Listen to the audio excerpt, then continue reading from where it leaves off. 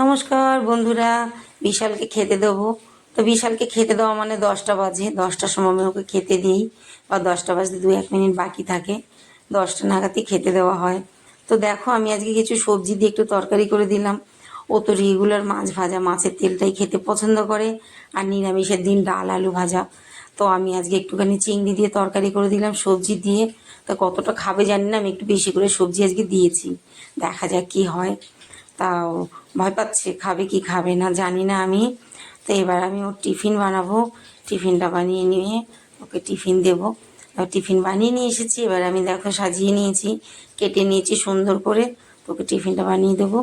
কেমন হলো টিফিনটা সাজানো বা বানানো, তোমরা কিন্তু অবশ্যই কমেন্ট করে জানাবে। ওর খাওয়া হয়ে গেছে, সবজিগুলো খায়নি, শুধু আলু দিয়ে খেলো, সব সবজি তুলে দিয়েছে। এবার আমি ওকে বললাম, বাবু তুই টিফিনটা একটু ভরে নে। তো টিফিনটা ভরে নিল।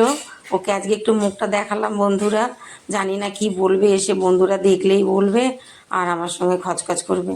তো আমি বলছি না দেখানোর কি আছে, খুব লজ্জা পায় মুখ দেখাতে। তো চলো বন্ধুরা, আবার রান্নায় যাব, পরের ব্লকে আবার দেখা হচ্ছে। সুস্থ